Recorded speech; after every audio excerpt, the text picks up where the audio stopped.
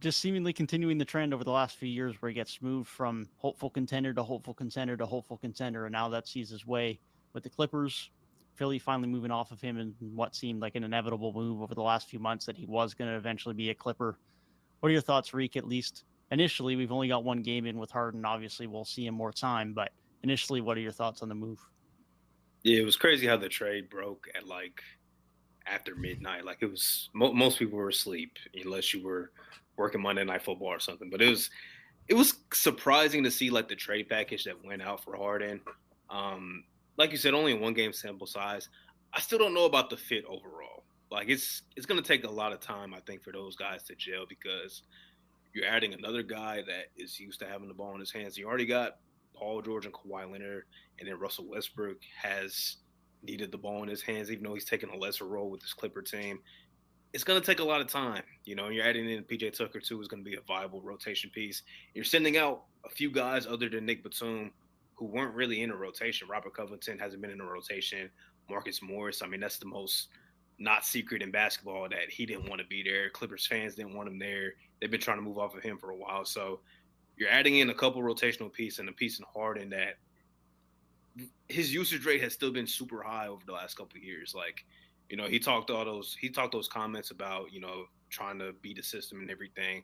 Well, the fact of the matter is, other than Joel Embiid, he was the next guy that had the ball the most, you know, outside of everybody else on the team. So it's going to be such an interesting fit. Ty Lue definitely has his work cut out for him. I heard the comments that he made, like when he met with those guys, just saying like, you know, you guys are gonna have to figure it out, but I'm gonna try and lead you guys, you know, so we can be the best team possible. So it's this is really putting all the chips into the table. I was surprised that I don't want to say Philly settled because I'm waiting to see what they do with those picks that they got, you know, in the trade. Like, is there more down the line? Like, I want to see that. So I'm not going to say that they settled, but I did think that they would have got a Terrence Mann in this deal, and I would have liked that a lot more for them. Even though I don't think their return is bad because Harden wasn't playing for you. You get some guys like Batum can definitely still play. Maybe Robert Covington can revive himself. Same thing with Marcus Morris. And you lost somebody that wasn't playing for you this season, and they've looked damn good without James Harden. So kind of interesting for both teams. I got to see more, man. The Clippers looked. It was something last night. It was not the fluent offensive team that we've seen for most of this season so far. So it's going to take a lot of time for them to, you know, gel and figure everything out. Yeah, I can't really judge like the actual on court result too much off of one game because, we know some of the greatest teams ever constructed with star level players just didn't really gel out of the gate. Like the most famous examples are probably like the first game of the Kevin Durant Warriors got blown out by like 20 by the Spurs. Like the first like 20 games with like LeBron and the Miami Heat, they were like 9-8 or something like that. So I mean, when you see these, especially mid-season, these teams constructed like this, one game, things are going to be weird. There's going to be some adjusting to do, but overall, like this was a very on-brand move for the Clippers, and I think one that's hard to really dislike from the perspective of, like Reek said, a lot of the guys that they gave up weren't even in the rotation. So you got to add in a player who, while maybe a bit past his prime, is still a player the level of James Harden. That's a very high level asset to add in when you're really probably getting towards championship or bust territory. And we know the Clippers for years on years now have just been really just betting on collecting these big name assets and just trying to sort of just chase the biggest available people and put together something great. So hopefully they can get a championship done because I feel like at this point, this is like, okay, we're bought all the way in. And if things don't work out this year, you're going to start having some weird conversations. But I'm really not sure if this makes them a top contender because at that point, we are going to have to see, like, over the next 75 games, are they on the level of like a Denver or a Golden State, or even though they haven't started the season off great, like a Lakers? There's a lot that they have to prove. Definitely a lot they have to prove. And like you guys mentioned, part of that's going to be the chemistry, part of that's going to be the fit. Part of that's going to be, even though they did give up a lot of guys that aren't significant parts of their rotation, they did give up a lot of forwards and a lot of their size on the wing. Plumlee's now going to be out for a few weeks as well, so they just lost their backup big. That's going to be something they're going to have to juggle at least for the regular season. Come playoff time, they might not have played many of those guys anyways, but at least just to get through the regular season, they're going to have to figure that out, especially if what seemingly comes every year is if we get a Kawhi injury or a Paul George injury. Hopefully that's not the case. They're going to need that time to have that time to get some chemistry this year, to figure out how they're going to play together and how that works. If they're going to keep Russ and Harden in the starting lineup together, or if Russ goes back to the bench, they got things to figure out there. So hopefully they can stay healthy for that sake. As far as Philly goes, like you said, Reek, it wasn't the biggest package. They didn't get a ton of first round picks. They got a couple, but it wasn't anything absurd. Then they didn't really get anything back of great value in terms of players. But the biggest thing for them is they maintain their flexibility. They will not be paying any of these guys into next year if they don't want to. All of them are going to be expiring contracts. So when you move into next year now, they got a payroll that is giving them a lot of cap space. They're going to have this money to go out and give Siakam a bag if they want. If, God forbid, Kawhi Leonard or Paul George opt out of their contract, disaster for the Clippers. And this would be hilarious if this trade ends up resulting in one of these guys back in Philly next summer. But nonetheless, it is a possibility. Maybe OG's a guy they look at if he doesn't get traded and then extended by the team he gets traded to. But lots of options that have a lot of question marks around them. DeMar will be another guy in the market. But point being is, outside of Embiid, they got a ton of options here to go and get whatever they want. If they want to bring back a Batum for one more year, if he doesn't retire, which is very possible, they can. Same with Morris, same with Covington. But they're not tied down to any of these guys. That's the biggest thing. And like you said, Reek, they got those two extra first-round picks. So if they want to go out and make a trade this year and not wait for a free agency splash, if they want to go after a Zach LaVine, or they want to trade for an OG, or they want to trade for a Siakam, that helps their cases as well, because outside of that, I believe they only had one other first-round pick they could move. Now they got three. So 3 plus a Paul Reed plus a Jaden Springer. It's not amazing, but it's a good enough package that you might be able to get some team to bite. And I like, they were basically in the same situation when Ben Simmons, that drama was going on.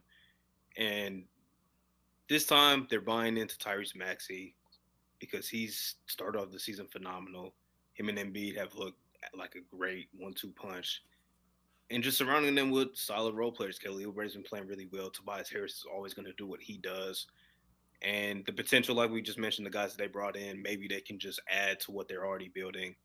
And they've looked really good to start the season. The offense has been great with Embiid, up in his playmaking. Maxey has taken strides all over the court. So I like the move for those reasons. And like you said, maintaining their flexibility just in case somebody does become available. Maybe they can make a move. Or in the offseason, if this season doesn't pan out, they can make that big splash move. So, maybe more of a little bit of a long-term plot for Philly, but they're still looking really good. They're going to be a playoff contender, even with, how the top-heavy teams in the East got better in the offseason. You could argue that they've gotten better too. Maybe it's addition by subtraction in some case, because outside of the 2 games, Harden played amazing in the playoffs last season. He was a negative on the court, like in all aspects. So, we'll see how it works long-term, but they're buying into the start that they've had. They've been one of the best teams in the league, so we'll see how it continues.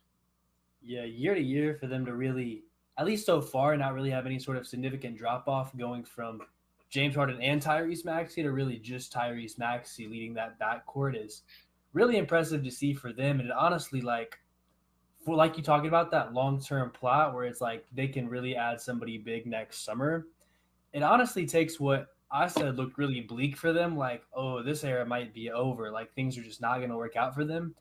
And I think they've really opened themselves back up to have another chance. As long as they get Embiid to kind of really buy in for the next couple of years and say, look, this year might not be the year we get a championship, but this summer we can build you a new roster with some pieces that are going to be able to get the job done. That, to me, would really put them in a much better spot than I think they were like a month ago, where we're just like, oh, like they've had all these co-stars around like Embiid. It's not really working out. Now we have to get off yet another one. Like Maxey's good, but is he really that guy to be like a championship level number 2? And there's all these questions around them. And so far they're really just have kind of flipped the narrative to like getting some more depth with this return for Harden, getting the picks that they can flip in the future, having that flexibility going forward, really the only downside at this point is the fact that you're wasting a year of Embiid's prime. And I would say wasting just because I don't think there's a chance they get a championship this year. Now, some people may disagree with the way Maxi's been playing, and you might say it takes a couple break, but I don't think anybody really thinks they're winning a title this year. But, I mean, outside of that, like, overall, just a complete net positive from their situation a month and change ago to where they are today. I wouldn't even say, like, necessarily they don't have a chance. They got a puncher's chance because you have one of the best players in the league. Maxey seems like, we don't know what he can be in that, like, number one guard role when it comes to the postseason, right? Because he's more so been an off-ball guy, transition guy in the playoffs. And when he's been looked to, like, teams have been able to neutralize him, but he's continuing to get better each and each year, right? So new coach coming in, a kind of a different supporting cast look. They have a puncher's chance, even though the playoff struggles in the past.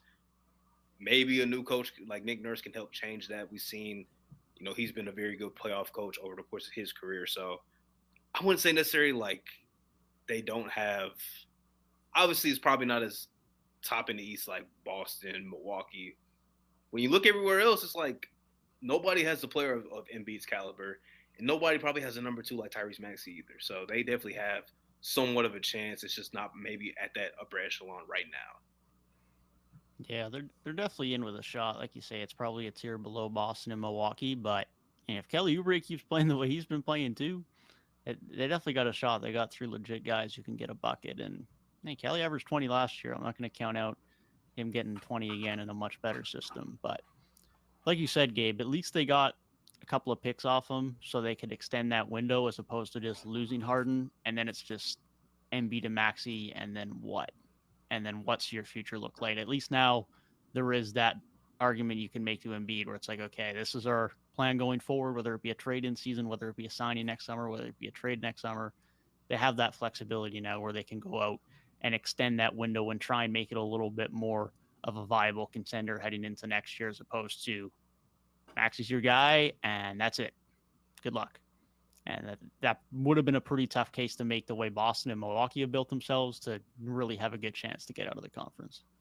Hey, we have all this talk about Boston and Milwaukee, and it's like Boston has, for one, looked incredible, but Milwaukee not so much. And it's like, if the Milwaukee thing, I think they'll still pan out and be just fine. But if it takes a little bit longer to really get in full swing than we thought, yeah, like you said, maybe Philly does have an outside chance to get in because – so far, like Maxey's out the gate hot, and Damian Lillard on the Bucks, not so much. So it's like, if that doesn't get changed by the end of the season, I mean, that could be an interesting series to watch, especially because Philly's offenses looked so good. Like when they played Toronto, throughout that full game, they played them twice now, and for 2 full games, like could not do a thing. And that's a pretty good defense there in Toronto. It's like they just could not guard anything Philly was doing, from Maxey to Embiid to even Toby and Kelly getting their stuff off. And it's like the Bucks defense ain't look too hot. So to have an offense performing at that high of a level going against the Bucks defense who hasn't, like, yeah, I do think that there's legitimately a shot there, as weird as it might sound.